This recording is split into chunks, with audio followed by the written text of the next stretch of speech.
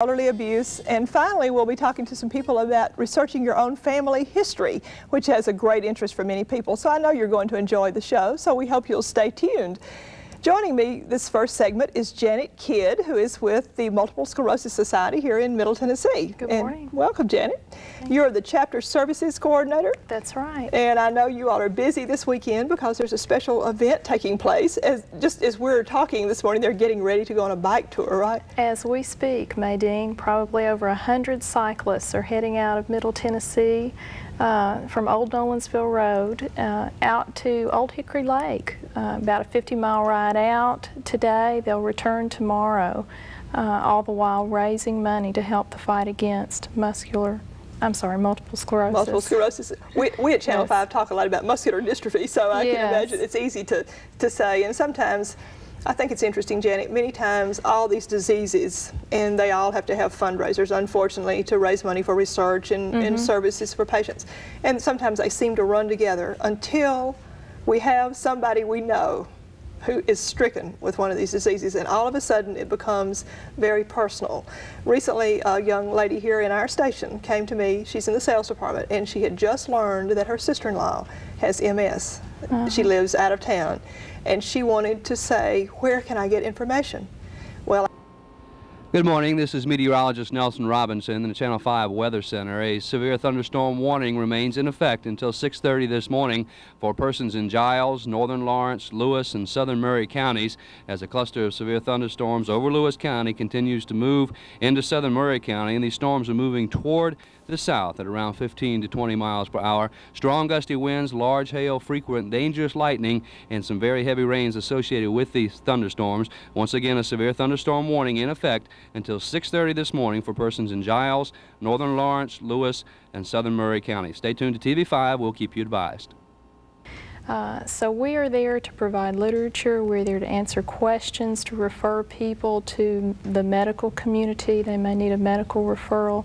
That's the type of thing we can help with. We also have support groups that meet in outlying areas. Murfreesboro, Clarksville, Hendersonville, and Nashville all have active support groups right now.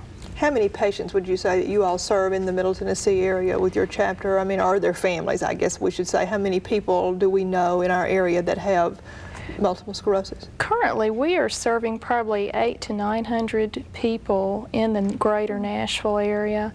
We estimate that about 1,000 people in greater Nashville have MS, and in Middle Tennessee, probably 2,000 people have multiple sclerosis.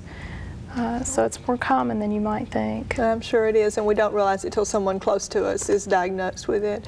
That's right. Are the symptoms, Janet, and how do people know, and what is the definition of multiple sclerosis? We all hear about it, but is it a neurological disease? It is a neurological disease. It's a disease of the central nervous system. It affects the brain's ability to transmit and send messages effectively.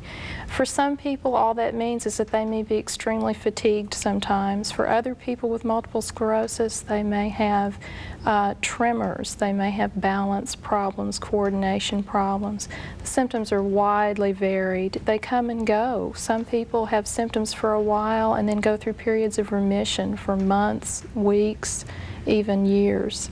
So it makes it a difficult disease to predict its course. I've heard that it's hard to diagnose, actually. It's that very many difficult times to people may think it's a diagnose. vitamin deficiency or something. Is that right? Typically, patients tell stories of receiving multiple diagnoses before they finally learn that they do have MS. But with the advent of better diagnostic tools like the MRI, the magnetic resonance imaging test, it's getting easier to diagnose. And doctors are better educated than they used to be, too. So what can people think? I mean, somebody, is it more prevalent in women? Is that true? It is more prevalent in women than it is in men, that's right. And is it more prevalent in the white race than the black? It is more prevalent in whites than in blacks. I thought I had read that at some point. Well, if one is diagnosed with MS, then what sort of expectations does that family have to go through with what might be happening? Is it sometimes very slow, sometimes very quick, or I really don't know what might happen. The course of the disease is as individual as the people who get it, so it's very difficult to say what to expect, and doctors deal with that frustration in telling a patient that they have MS. They cannot definitively say, you will reach this point and it will not get any worse. It's very difficult to predict.